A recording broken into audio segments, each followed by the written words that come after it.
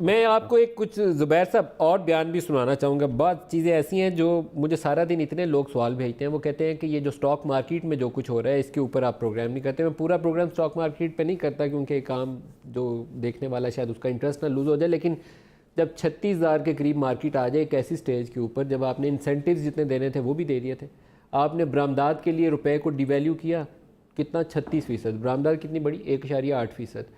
آپ کی tax breaks دینے سے آپ کی 500 ارب کی پھکی پڑی ہوئی ہے سر کے اوپر, 317 کے قریب شارٹ فال سر پہ کھڑا ہے, 100-150 کا اور اگلے 3 ماہ میں تیاری ہے کہ ہمیں اور شارٹ فال لگنی ہے. مارکیٹ اڑی ہوئی ہے ہماری, اس کا کوئی حال نہیں ہے. کہتے کیا تھے روپے کے اوپر, میں وہ بھی آپ کو دکھانا چاہتا ہوں آج کیا کہا اور ماضی میں کیا کہا تھا, دکھائے گا. آرٹیفیشلی ہولڈ کر کے ٹی وی پہ درس دے کے ایکسچینج ریٹ اگر آپ ہولڈ کریں گے تو وہی حشر ہوگا جس کا جو ہم نے دیکھا پچھلے 4 سال 2013 سے 2017 ہوتے ہوئے. ریئل ایفیکٹو ایکسچینج ریٹ یہ ٹیکنیکل کیلکولیشن ہوتی ہے. آج سے آپ 15 مہینے پہلے چلے جائیں, ریئل ایفیکٹو ایکسچینج ریٹ آپ 2016 سے 2018 دیکھیں اور آپ کو ہائیلی اوور ویلیوڈ روپیہ نظر آتا ہے.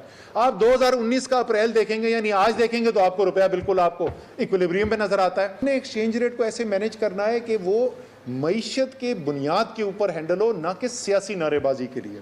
اسٹیٹ بینک کی انٹرونشن سے مارکیٹ کے اندر روپے کی قدر گروائی گئی, ڈالر کو مہنگا کیا گیا اور وہ ڈالر جو 57-58 روپے کا مل رہا تھا وہ 108 روپے پہ آج کھڑا ہے. کہ ایک زمانے کے اندر پاکستان کا روپیہ جو تھا وہ جاپان کے ین سے کہیں زیادہ طاقتور ہوتا تھا, جبکہ جاپان کا پر کیپٹا انکم جو ہے وہ پاکستان سے 50 گنا زیادہ تھا. پچھلے 6 ماہ کے اندر تقریباً 15 سے 16 روپے قدر گر گئی ہے روپے کی.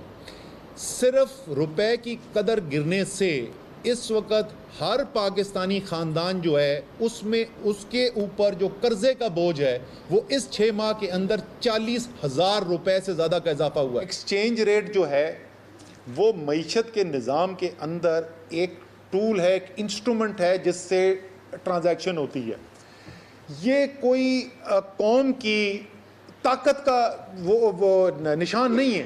پاکستان میں مہنگائی ہو نہیں گئی ہے, پاکستان میں مہنگائی کی گئی ہے.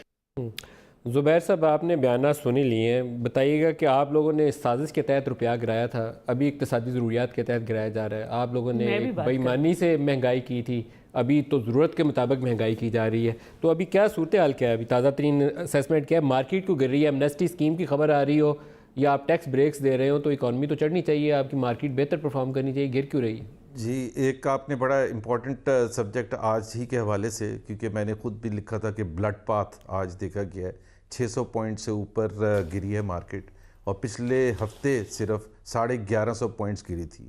اب کہنے کا مطلب یہ ہے کہ اس حکومت کی کریڈیبلٹی جو ہے بالکل مائنس میں ہے. اور دوسرا جو میرا شدید اختلاف ہے, دیکھیں آپ نے اتنے بلند دعوے اور جھوٹے اسٹیٹمنٹ کہ قیمتیں وہ مہنگائی ہوتی نہیں ہے کروائی جاتی ہے, روپے کی قدر گرتی نہیں ہے گروائی جاتی ہے, اب ساری آ کے آپ ہی پر پڑ رہی ہیں کہ اگر ہم اکنامک آپ کو ایکسپرٹ سمجھیں تو پھر ہم سوال یہ پوچھیں گے کہ ہم تو چور ڈاکو تھے, ہم تو کر رہے تھے یہ, آپ کیوں روپے کی قیمت گرا رہے ہیں, آپ کیوں مہنگائی کر رہے ہیں؟ تو آپ کے پاس جواب تو ہونا چاہیے. لیکن آن اے سیریس بیسس ندیم, جو مجھے ابھی جو اس حکومت سے جو شدید اختلاف ہے کہ کوئی ایفرٹ نظر نہیں آتا. مثال کے طور پر جب سٹاک ایکسچینج کو آپ نے سنبھالنا ہوتا ہے, ہر سیکٹر کو سنبھالنا ہوتا ہے, تو آپ سٹاک ایکسچینج ہو یا انویسٹمنٹ کے حوالے سے ملک میں لوگوں کو انکریج کرنے, ایک ایفرٹ آپ پرائیویٹ سیکٹر کے ساتھ مل کے آپ فائنینشیل ہبس میں جاتے ہیں, نظر آتا ہے کہ جی آپ ایک ایفرٹ کر رہے ہیں. آپ یہاں ایک لیکچر دے رہے ہیں کہ جی جب روزہ ہوگا تو آپ امرود خریدیں گے اور کیلا خریدیں گے. کیا مذاق ہو رہا ہے. مطلب ایک ایفرٹ تو کریں, گورنر اسٹیٹ بینک کو بھیجیں, پرائیویٹ سیکٹر کے لوگوں کو لیں, وہ ایک سپیکر کھڑے ہوتے ہیں, وہ کہتے ہیں ایک روٹی کھا لیں, اس کی ندیم افضل چند صاحب اپنی انٹرپریٹیشن کرتے ہیں, میں اپنی انٹرپریٹیشن کرتا ہوں. Why can't we have a serious incentive plan کہ جی یہ ملک میں یہ ہے. دوسری بات یہ ہے کہ پی ٹی آئی مسٹ ریئلائز کہ جب وہ اپوزیشن میں ہوتے ہیں تو پرابلمز کا ذکر کرتے ہیں, جب حکومت میں ہوتے ہیں تو 2 گھنٹے کی تقریر میں پرابلمز بتاتے, سولوشنز بتاتے ہیں. زبیر صاحب, کبھی آپ نے اس سے پہلے اتنی اچھی مثال سنی تھی کہ روپے کی ڈیویلیوشن کا سوال ہو اور فائنانس منسٹر کہے کہ یہ ایسے ہی ہے جیسے روزوں میں آپ امرود کھانے کے لیے جاتے ہیں تو امرود مہنگا ہو جاتا ہے؟ Best answer economics made easy